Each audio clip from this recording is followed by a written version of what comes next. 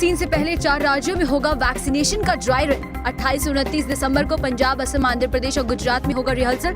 CoWIN app पर होगा पूरा ब्यौरा। पीएम मोदी ने किसानों के खाते में ट्रांसफर की 7वीं किश्त। 9 करोड़ किसानों के खातों में जमा हुए 18,000 करोड़ रुपए। बोले सरकार हर कदम पर किसानों के साथ, नकारे गए दल गुमराह कर रहे। भारत रत्न और देश के पूर्व प्रधानमंत्री अटल बिहारी वाजपेयी की 96वीं जयंती। इस मौके पर राष्ट्रपति, प्रधानमंत्री समेत लोगों ने अटल बिहारी को अर्पित की पुष्पांजलि। पीएम मोदी ने अटल बिहारी वाजपेयी पर किताब का भी किया विमोचन। देश में कोरोना वैक्सीन आने से पहले ही केंद्र सरकार पूरी तैयारी कर लेना चाहती है। इसी क्रम में केंद्र सरकार 28 और 29 दिसंबर को 4 राज्यों में ड्राई रन करेगी। ये राज्य हैं पंजाब, असम, आंध्र प्रदेश और गुजरात। देखें पूरी रिपोर्ट और जानें किन जिलों में होगा ड्राई रन। कोरोना वायरस ने पूरी दुनिया में हाहाकार मचा रखा है। विशेषज्ञों का कहना है कि जब तक कोरोना वैक्सीन बनकर तैयार नहीं हो जाती है, तब तक इससे छुटकारा नहीं पाया जा सकता है। हालांकि भारत में तो अभी किसी भी कोरोना वैक्सीन को आपातकालीन उपयोग प्राधिकरण नहीं मिला है, लेकिन केंद्र प्रशासन कई टीकों की तैयारी के अंतिम चरण में है। अगले हफ्ते से आंध्र प्रदेश, असम, गुजरात और पंजाब में वैक्सीन के ड्राई रन का आयोजन किया जाएगा।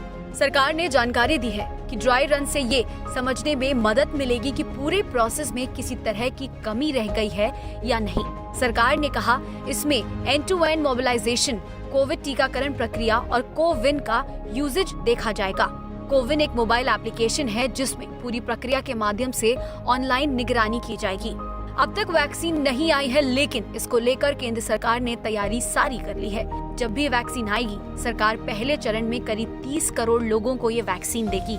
इसमें सबसे पहले health care workers, frontline worker और 50 साल से ज्यादा, साथ ही जो लोग गंभीर तौर से बीमार हैं, उनके लिए है। प्रधानमंत्री नरेंद्र मोदी ने पीएम किसान निधि योजना की 7वीं किश्त किसानों के खाते में जमा कर दी है। वीडियो कॉन्फ्रेंसिंग के जरिए हुए इस कार्यक्रम में पीएम मोदी ने एक बटन दबाया और 9 करोड़ किसानों के खाते में 18,000 करोड़ रुपए जमा हो गए। और अपने संबोधन में पीएम मोदी ने ममता सरकार के खिलाफ भी निशाना साधा।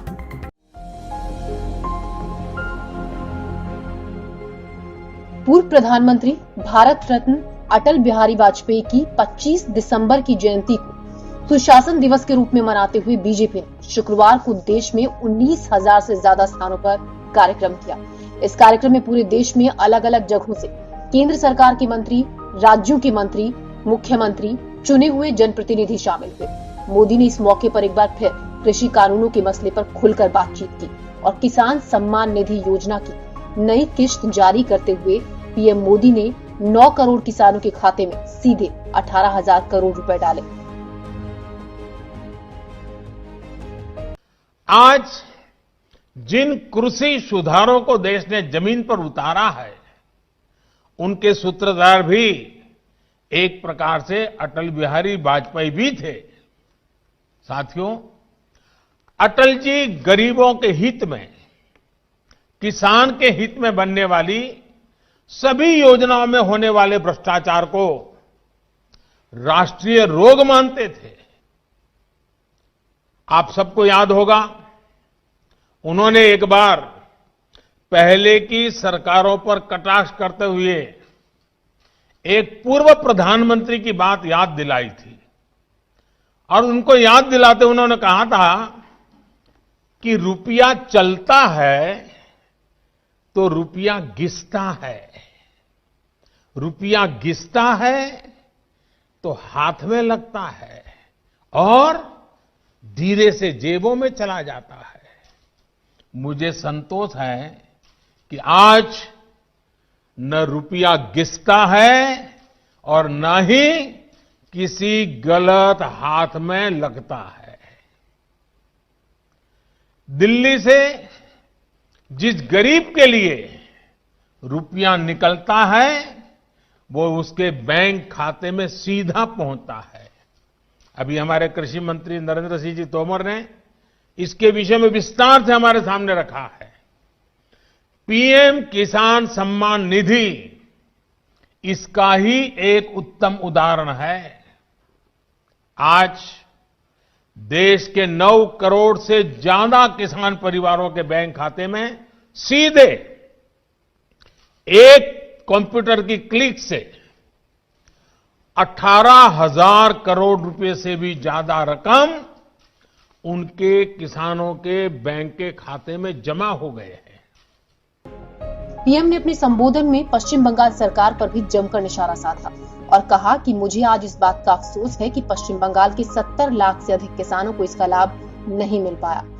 बंगाल के 23 लाख से ज्यादा किसान इस योजना का लाभ लेने के लिए ऑनलाइन आवेदन कर चुके हैं, लेकिन राज्य सरकार ने वेरिफिकेशन की प्रक्रिया को लंबे वक्त से रोक रखा है।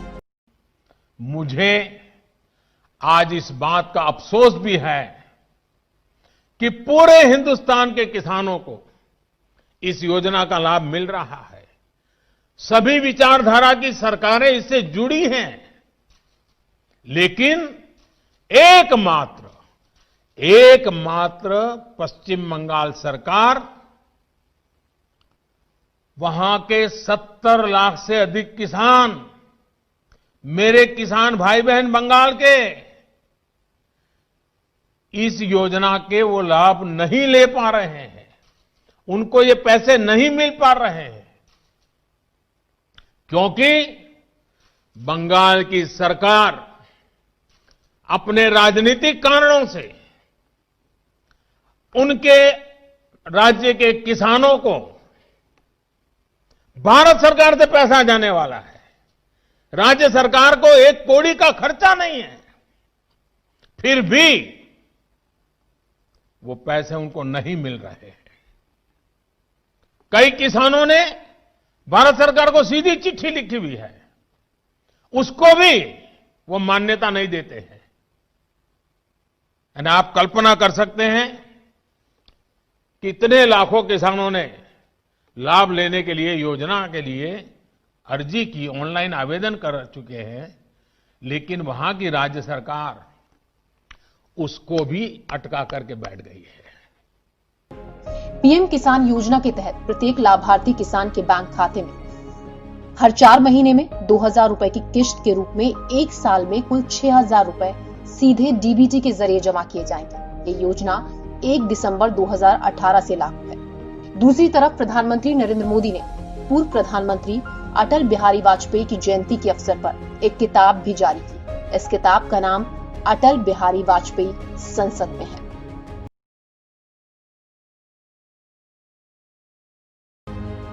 नए कृषि कानूनों को लेकर सरकार और किसान के बीच में खींचतान बढ़ती ही जा रही है। पीएम मोदी विपक्ष पर लगातार हमला बोल रहे हैं और कह रहे हैं कि विपक्ष किसानों को भड़काने का काम कर रही है, तो वहीं कांग्रेस का कहना है कि मोदी सरकार किसानों के साथ थका दो और भगा दो की नीति पर काम कर रही है। पर किसानों का कहना है कि इस मसले का हल सरकार ही निकालेगी, ना कि विपक्ष। देखिए पूरी रिपोर्ट।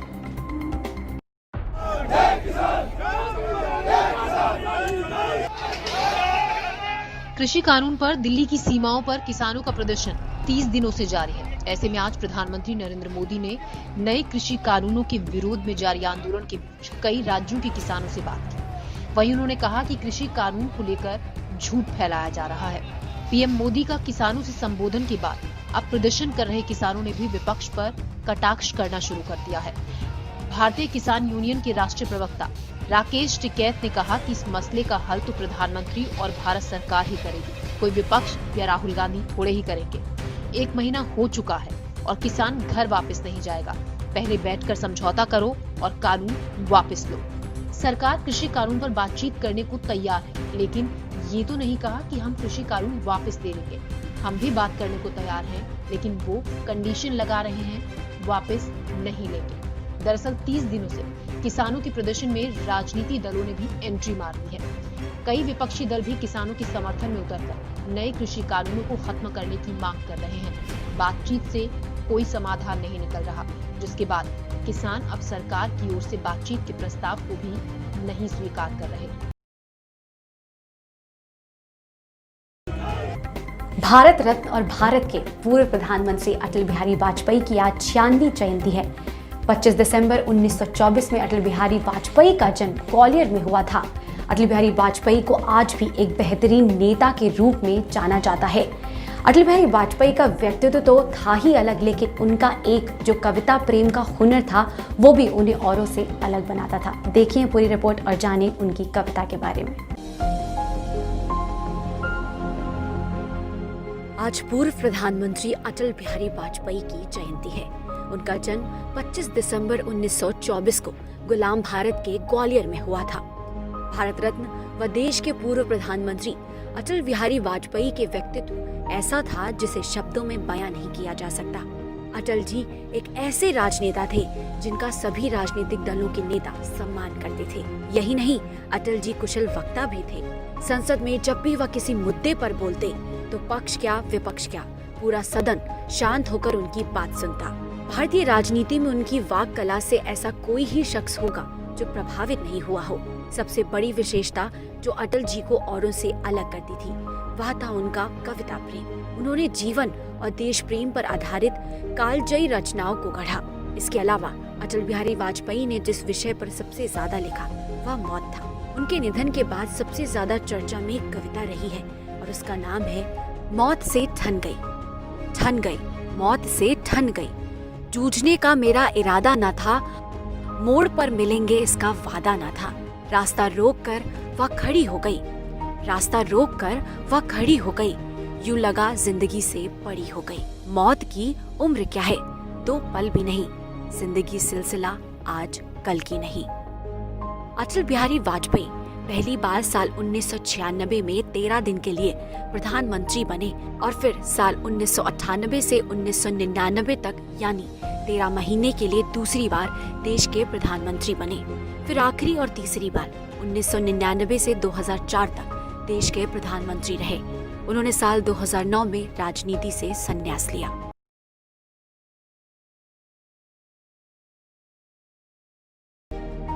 अटल बिहारी वाजपेयी की जयंती के मौके पर पूर्व प्रधानमंत्री स्मारक सदैव अटल पर प्रार्थना सभा भी आयोजित की गई। वहां पर राष्ट्रपति रामनाथ कोविंद, प्रधानमंत्री नरेंद्र मोदी समेत अटल बिहारी वाजपेयी के परिजनों ने उन्हें पुष्पांजलि भी अर्पित की। देखिए पूरी रिपोर्ट। देश के पूर्व प्रधानमंत्री अटल बिहारी वाजपेयी की शुक्रवार को 96वीं जयंती पर राष्ट्रपति रामनाथ कोविंद, प्रधानमंत्री नरेंद्र मोदी सहित केंद्र सरकार के सभी मंत्रियों ने सदैव अटल स्मारक पहुंचकर श्रद्धांजलि दी। इस दौरान प्रार्थना सभा का भी आयोजन हुआ।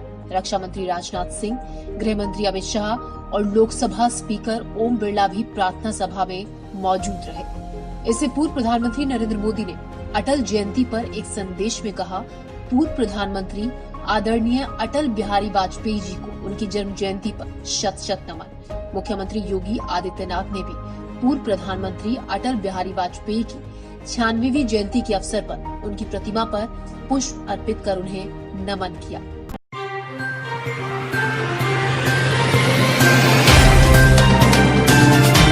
Subscribe now and press the bell icon.